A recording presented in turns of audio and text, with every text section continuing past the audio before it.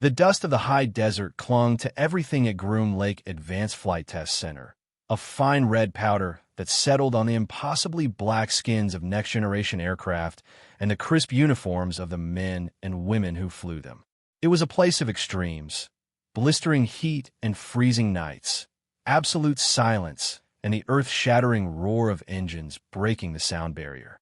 Into this world of rigid order and explosive power walked a woman who seemed to belong to neither. Her name was Vance, and her arrival was as quiet and unnoticed as the settling dust. She carried a single, worn leather satchel, its surface cracked and softened with age, a stark contrast to the carbon fiber briefcases and tactical gear that were the norm. Her civilian clothes were practical. Dark slacks, a simple gray blouse, sturdy boots, but they marked her as an outsider, a bureaucrat, or a consultant sent from some distant, air-conditioned office to meddle in things she couldn't possibly understand. The pilots, young, sharp, and radiating the easy confidence of the chosen few, watched her pass. Their glances were brief, dismissive. She was older than most of them, perhaps in her late 30s, with lines around her eyes that spoke of fatigue rather than age. Her hair was pulled back in a severe, functional knot, and her face was a study in neutrality. She was not there to impress them, and in this, she was immediately successful. They turned back to their conversations of G-forces and kill ratios, and she was forgotten before she reached the administration building. Inside, the air was cold, recycled, and smelled faintly of ozone and floor wax. Colonel Marcus Thorne, the base commander, looked up from the stack of reports on his desk. He was a man carved from granite and procedure, his posture impeccable even when seated. He accepted the file from his aide and opened it. Vance, he read, his voice flat. Consultant. Systems integration analyst. He looked at her over the rim of his glasses, his eyes sweeping over her in a practiced, dismissive appraisal. Ma'am, welcome to the sharp end. The implication was clear. She was from the dull end, the world of paperwork and theory, and this was her temporary and likely inconvenient tour of the real world. Vance said nothing. She simply met his gaze, her expression unchanging. This seemed to irritate him more than any protest would have. Your clearance is provisional, he continued, tapping a perfectly manicured finger on the page. You'll have access to the simulators and the maintenance base. You will be escorted at all times. You will not engage with active-duty pilots during operational windows. Your job is to observe the integration of the new Mark IV simulation software and file a report. That is all. He closed the file with a definitive snap. Master Sergeant Peters will show you to your quarters and the observation deck. Try not to get in the way. He looked past her, a signal that the audience was over. Vance gave a slight, almost imperceptible nod. Thank you, Colonel. Her voice was low and even, devoid of inflection. It was the voice of someone who had learned long ago that words were the least effective tool at her disposal. As she turned to leave, a young lieutenant, one of the hotshot pilots who had been waiting to see the colonel, smirked. Another expert from the capital, he muttered to his wingman, just loud enough for her to hear. Probably thinks a stick and rudder is a new kind of cocktail. Vance didn't flinch. Her world was not one of retorts or clever comebacks. It was a world of action and consequence, and she had seen enough of both to last a lifetime. She followed the master sergeant out of the office, her worn boots making no sound on the polished linoleum floor, a ghost already moving through the machine. The dismissal was a familiar cloak, one she wore with a comfort born of long experience. It gave her freedom. It made her invisible. And in the world she came from, invisibility was the ultimate weapon. In the following days, Vance became a silent fixture in the humming heart of the base. She did not confine herself to the glass-walled observation deck overlooking the simulator bay as Thorne had intended. Instead, she moved with a quiet purpose through the cavernous hangars and the noisy maintenance depots. She watched the ground crews swarm over the sleek, lethal shapes of the aircraft, her eyes absorbing every detail. The torque of a wrench, the sheen of hydraulic fluid on a gloved hand, the precise language of hand signals exchanged in the deafening roar of a turbine test. She spent hours in the simulator bay, a massive chamber that felt like a cathedral dedicated to the god of flight. The new Mark IV simulators were gleaming black pods, masterpieces of technology that could replicate any weather condition, any combat scenario, any mechanical failure with terrifying fidelity. The pilots, strapped into the cockpits, fought digital wars against hyper-realistic adversaries, their faces illuminated by the green glow of the heads-up displays. Vance watched them, her focus absolute. She saw their skill, their reflexes, their courage. She also saw their flaws. She saw the fractional hesitation before a decision, the slight overcorrection in a high-G turn, the reliance on the machine's automated systems that bred a subtle but dangerous complacency. The pilots and technicians grew accustomed to her presence, treating her like a piece of institutional furniture. She was the consultant, the quiet woman who stood in corners and watched. They spoke around her, their conversations technical and laced with the casual arrogance of their profession. One afternoon, a group of younger officers were gathered around a terminal, laughing at a pilot who had just augured in during a particularly difficult simulation. Rostova's getting her tail handed to her. One of them chuckled. That new red flag scenario is a meat grinder. Vance's gaze drifted to the pilot climbing out of the pod. Lieutenant Eva Rostova was talented, aggressive, but her frustration was a palpable aura around her. She slammed a glove onto a console. The system lags, she snapped at the tech supervisor. The controls feel slushy. It's not accurate. The supervisor, a man who had seen his share of bruised pilot egos, just shrugged. The diagnostics are all green, Lieutenant. The system is performing to spec. Vance's attention shifted from the pilots to the machines. She had a strange affinity for them. While the pilot saw them as tools, she saw them as partners, each with its own personality, its own quirks. She was particularly drawn to an older machine, a Mark II simulator tucked away in a forgotten corner of the bay. It was an obsolete relic, scheduled for decommissioning. Its shell was scuffed, its interior worn smooth by 1,000 forgotten hands. While the others chased the perfection of the Mark IV, Vance would often stand by the old machine, her hand resting lightly on its cold frame, her expression unreadable.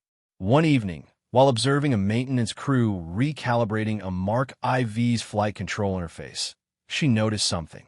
A young airman was running a diagnostic, his eyes glued to the main screen. He was following the manual to the letter. Vance stepped forward, her movements so quiet he didn't notice her until she spoke. "Check the subharmonic resonance filters," she said, her voice barely a whisper above the hangar's hum. The airman looked up, startled. "Mom? The manual doesn't call for that. The manual is for standard conditions," Vance replied, her eyes fixed on a secondary monitor displaying a waveform analysis he had been ignoring. "Your primary power cycle is generating a low-frequency oscillation. It's barely within tolerance now, but under a heavy processing load, it will cause microsecond data corruption." She pointed to a barely perceptible flicker in the wave. "There. It will feel like slushy controls." The airman stared at the screen, then at her. He didn't understand the jargon, not fully, but he understood her certainty. He hesitated, then keyed in the command to check the filters. The screen flashed red. The filters were operating at less than 50% efficiency. The lead technician, drawn by the silence, came over. He saw the reading, then looked at Vance with a new, questioning respect. "How did you know that?" Vance offered no explanation. She simply watched as they replaced the faulty component. On her wrist, partially obscured by the cuff of her blouse, was a small, faded tattoo. It looked like a simple, abstract design, a stylized raptor with wings swept back. To the casual observer, it was a meaningless ink mark. But to the technician who had served in older, quieter conflicts, the shape was vaguely, unsettlingly familiar. He couldn't place it, but it stirred a memory of hushed stories, of missions that never officially happened, of pilots who were more myth than man. He looked at Vance again, at her quiet posture and her unervingly perceptive eyes, and for the first time, he felt a flicker of doubt about who and what she really was. The day of the comprehensive systems evaluation dawned clear and hot. The exercise was Colonel Thorne's magnum opus, a showcase designed to impress a four-star general who would be observing remotely from the Pentagon. The scenario was the most complex they had ever attempted, a multi-squadron deep strike mission through a sophisticated, layered air defense network, all simulated within the interconnected Mark IV pods. The entire command staff gathered in the control center, a darkened room filled with glowing screens that displayed the digital battlefield. Thorne stood at the center, radiating a tense authority. The young pilots, including Lieutenant Rostova, were strapped into their simulators, their comms chatter a mixture of professional jargon and nervous energy. Vance stood in her usual spot, at the back of the room, a silent observer. The simulation began. For the first 10 minutes, everything ran perfectly. The digital fighters soared through a beautifully rendered sky. Then, the first anomaly appeared. A pilot's radar flickered, displaying ghost targets. "Bogey, bogey, my 6, he called out, his voice tight. "Negative. Lancer 1, my board is clear," his wingman replied. Then another pod's weapons system went offline. A warning light flashed on the main control board. A technician hurried over. "Sir, we have a data packet collision in Simulator 3, Thorne's jaw tightened. Reboot the subsystem, but it was too late. The problem began to cascade. Like a virus, the corruption spread through the network. Controls became unresponsive. Heads-up displays filled with digital static. One by one, the simulators began to fail, not in a way that was part of the scenario, but in a fundamental, systemic collapse. "What is going on?" Thorne demanded, his voice dangerously low. The tech supervisor's face was pale. "I don't know, sir. It's like the core programming is eating itself. All diagnostics are failing." Panic, cold and sharp, began to seep into the room. The pilots' voices on the comms channel escalated from confusion to outright fear as they lost control of their simulated aircraft. "I'm in a flat spin. I can't recover. Mayday, mayday, total systems failure." The exercise, Thorne's moment of triumph, was dissolving into a catastrophic, embarrassing shambles. He slammed his hand on the console. "Get it back online. Now." The technicians typed furiously, their faces slick with sweat. Nothing worked. The system was locked in a death spiral. Through the rising chaos, Vance remained perfectly still. Her calm was an island in a sea of panic. She watched the cascading red error codes on the main screen, not with alarm, but with a look of intense, analytical concentration. She saw the pattern the technicians were missing. They were fighting the symptoms, trying to patch the individual failures. She saw the source. It wasn't a random glitch. It was a logic bomb, a malicious piece of code buried deep within the simulation's architecture, triggered by the specific sequence of commands used to initiate the high-intensity scenario. It was designed to mimic an enemy cyber attack, but it was far more elegant, far more destructive than anything the programmers had anticipated. This wasn't a flaw. It was a weapon. Her decision was instantaneous. There was no time to explain, no time to ask for permission. Action was the only language the situation understood. She moved from the back of the room, her steps quick and sure. She didn't run, but she moved with a purpose that cut through the frantic energy of the others. The lead tech supervisor saw her approaching the master command terminal. "Ma'am, you can't be here. This is a restricted." Thorne, his face a mask of fury and desperation, cut him off. He had seen the look in her eyes. It wasn't the look of a curious consultant. It was the look of a surgeon approaching a patient in cardiac arrest. "Let her go," he snapped. "What the hell else can go wrong?" Vance slid into the chair. The tech who had been sitting there scrambled out of her way. Her hands hovered over the keyboard for a fraction of a second, and then they moved. It was not typing, it was a performance. Her fingers flew across the keys with a speed and precision that was mesmerizing. She ignored the graphical user interface entirely, the pretty displays the techs had been trying to manipulate. With a few swift commands, she opened a raw command line interface, a black screen with a simple green cursor that hadn't been a standard feature for 2 generations of software.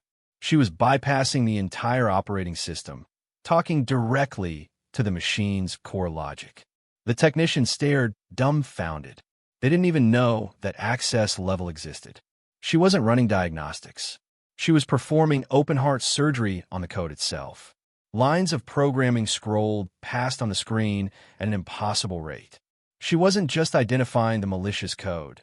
She was isolating it, rewriting the network protocols around it, and building a digital quarantine in real time.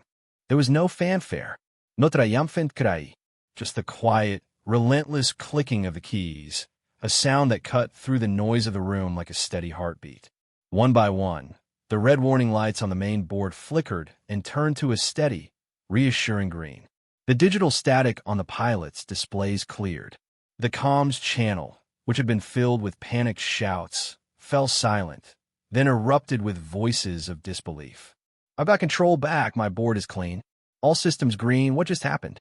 In less than 90 seconds, she had wrestled the entire multi-million-dollar system back from the brink of total collapse. She typed one final command, hit enter, and then leaned back in the chair, her hands resting in her lap. The simulation was stable, humming along as if nothing had ever been wrong. The room was utterly silent. The only sound was the faint hum of the servers and the distant whir of the ventilation system. Every eye was on Vance.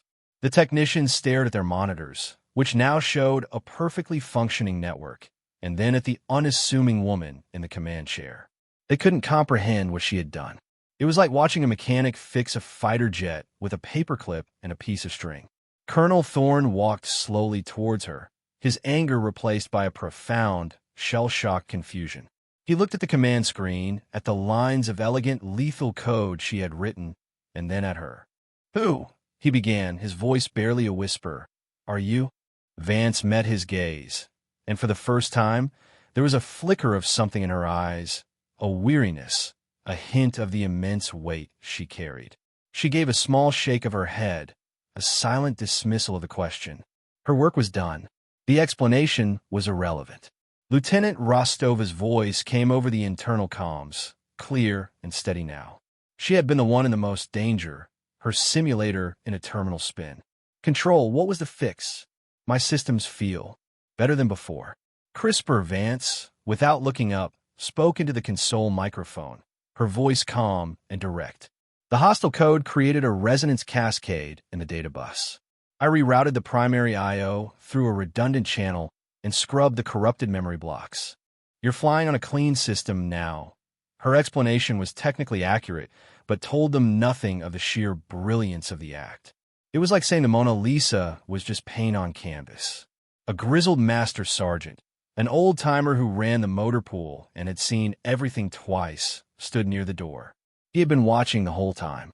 He squinted, his eyes fixed on the fleeting image of the tattoo on her wrist as she had worked the keyboard. A memory, buried for 2 decades, suddenly surfaced. Ghost Vipers, a Black Ops squadron from the old wars, so secret that they were officially a myth. They flew missions no one else would take, in machines pushed far beyond their limits. Their pilots were legendary, ghosts in the machine. Their symbol was a stylized raptor, just like the one on her wrist. He felt a cold chill run down his spine. He looked from her wrist to her calm, impassive face. It couldn't be. The Ghost Vipers had been wiped out on a mission over the Zagros Mountains. There were no survivors, or so the story went. The perception of Alara Vance had been irrevocably altered. She was no longer the invisible consultant. She was an enigma, a puzzle the entire base was now desperate to solve. The hushed whispers followed her. The pilots, once dismissive, now watched her with a mixture of curiosity and a new, grudging respect. They had felt the result of her work firsthand. The simulators were not just fixed, they were better. The controls were more responsive, the feedback more precise. She had not just repaired the system, she had refined it. Colonel Thorne, his authority shaken and his curiosity ignited, canceled the rest of the day's exercises. He summoned Vance to his office. The condescension was gone, replaced by a tense, formal courtesy. "I've read your initial report," he said, gesturing to a tablet on his desk. It was her analysis of the Mark IV's vulnerabilities, the one she had submitted 2 days earlier, the one he had likely glanced at and dismissed. Now, he saw it was a chillingly accurate prediction of the exact failure that had just occurred. You predicted this. You warned about a potential for cascading logic failure under a synchronized load. Why didn't you say anything more forcefully? Would you have listened, Colonel? Vance asked, her tone not accusatory, just factual. Thorne had the grace to look uncomfortable. He knew the answer. The exercise is being retasked, he said, changing the subject. General Hammond was unimpressed with our performance. He'll be observing the next run personally. You want a live-fire scenario. Red on blue. Our squadron against a simulated aggressor with superior EW capabilities. The same scenario that broke the system. He paused, looking at her directly. I want you in the control room. Not as an observer. As an operator, it was not a request. It was a plea. The control room for the second trial was a different world. The air of frantic panic had been replaced by one of hyper-focused tension. General Hammond's face was on the main screen, his expression a granite mask of disapproval. He was a four-star legend, a man who had commanded fleets and armies, and he did not tolerate failure. Vance was seated at the master console, the chair now tacitly acknowledged as hers. Lieutenant Rostova, chosen as the lead pilot for the exercise, sat in Simulator 1, her voice coming over the comms, professional but with an undercurrent of nervousness. Ready for launch. Control. Vance's fingers rested lightly on the keyboard. She had spent the intervening hours not just reinforcing her patch, but turning the enemy's weapon against them. The malicious code she had isolated was a work of art, and like any artist, she could appreciate the craftsmanship. She had analyzed its structure, its behavior, its purpose, and she had found a way to use it. Control is go for launch, Vance said, her voice a calm anchor in the tense room. Rostova, your call sign for this exercise is Echo 1. Acknowledge, Echo 1, acknowledged, Rostova replied. The simulation began. The digital aggressors appeared on the tactical display, their electronic warfare signature overwhelming. They were designed to be unbeatable, a new generation of stealth fighter with jamming capabilities that should have blinded Rostova's sensors. Multiple hostiles bearing 090, Rostova reported, her voice tight. My board is flooding with ghost signals. I can't get a lock. Ignore the primary signals, Echo 1, Vance instructed, her voice even. They're a feint. The hostile code uses a predictive algorithm to mask the true targets. Look for the anomalies in the static. I've highlighted the frequency band for you on Rostova's display. A faint, almost invisible layer of data appeared, a ghost image within the storm of digital noise. It was the flaw Vance had discovered, now turned into a targeting system. I see it, Rostova breathed. It's a shadow. Behind the jamming, that's your target, Vance said. Engage, Rostova followed the instructions, her instincts taking over. She banked hard, her fighter slicing through the digital sky. She fired a simulated missile not at the bright, obvious targets, but the empty space indicated by Vance's ghost code. On the main screen, one of the red aggressor icons vanished. A direct hit. A collective, quiet gasp went through the control room. Thorne stared, mesmerized. They were witnessing the impossible. Vance became a conductor, orchestrating a symphony of electronic combat. Her instructions to Rostova were brief, precise, almost precognitive. Bank 30 degrees now. Deploy countermeasures, alpha pattern.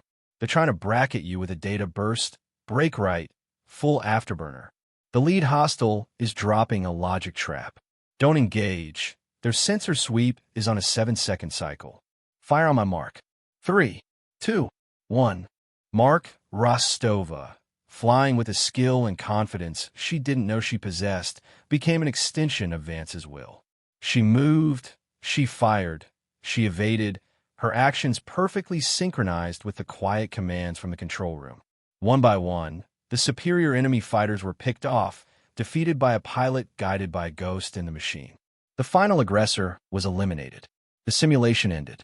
The control room was silent, the tension broken, replaced by a profound, echoing awe. On the main screen, General Hammond's stony expression had been replaced by one of utter astonishment. He stared, not at the tactical display, but at the feed from the camera focused on Vance. His voice crackled over the secure channel, but it wasn't directed at the room. It was a command, sharp and urgent, to an 8 out of frame. "Give me a name."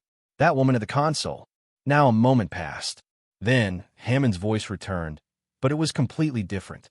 The hard edge was gone, replaced by a tone of reverence that sent a shockwave through the room. "Colonel Thorne," he said slowly, "do you have any idea who you have there?" Thorne was speechless. "Sir, she's a civilian consultant. Alara Vance, that's the name she uses now," Hammond said, his voice heavy with meaning. "Pull up service record designation Nix. Alpha level clearance."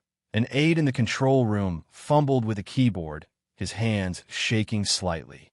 Colonel Thorne watched over his shoulder as the classified file appeared on a secondary monitor.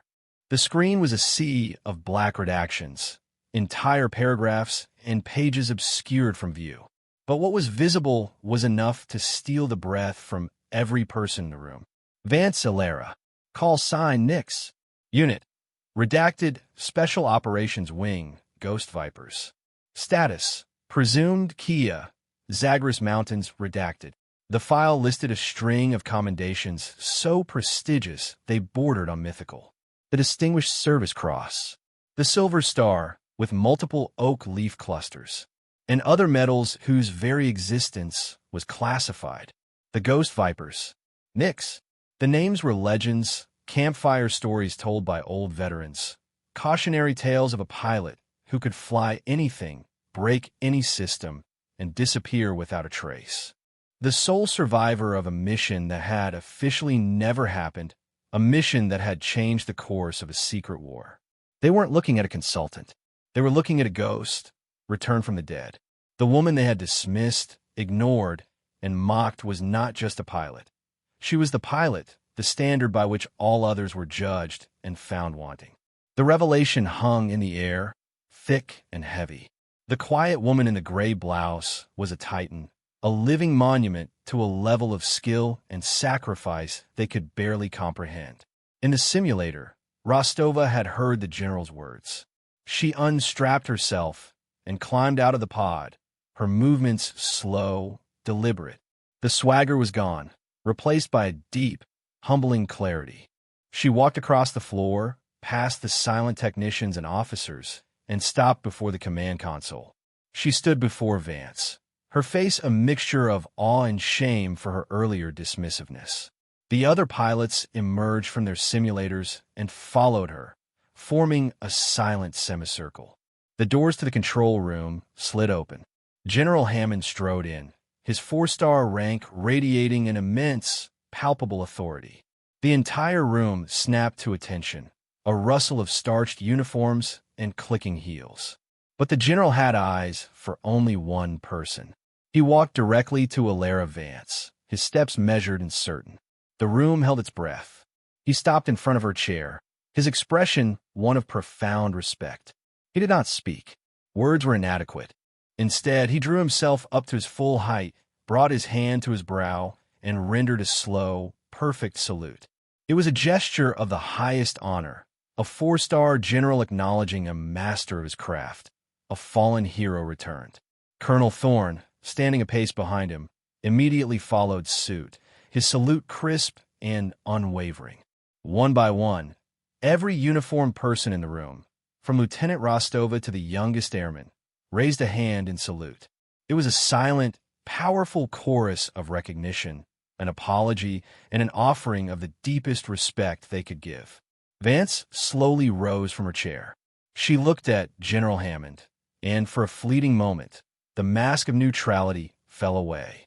In her eyes, there was a flicker of shared memory, of loss, and of a bond forged in fire and secrecy that transcended rank and time. She did not return the salute. She was a civilian now, a ghost outside the chain of command. Instead, she gave a single, small nod. It was a quiet acknowledgement, an acceptance, a closure. It was enough. The moment passed. The salutes were lowered. The institutional arrogance of the base had been shattered and replaced by a reverent silence. The woman they had underestimated had, without raising her voice, reminded them all what true excellence looked like. Later that evening, The simulator bay was empty and quiet, the great machines sleeping in the dark. Vance stood alone in the vast space, drawn back to the one machine that felt like home. She walked to the old, forgotten Mark II simulator, its hull dented and its systems obsolete. It was the same model she had first learned on a lifetime ago, back when she was just a girl who loved the sky, before the wars and the secrets had claimed her. She placed her hand on its cold metal skin, a silent communion with her own past.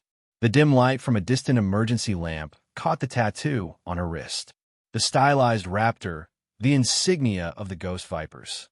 It was no longer a hidden mark. It was a testament, a symbol of silent strength, of a legend who had walked back into the world, not for glory or recognition, but simply because there was a job to do. The low, steady hum of the facility's power systems was the only sound. Her strength had been proven, not through words, but through undeniable action. It was a strength that did not need to be announced. It simply was. And in the quiet of the hangar, that silent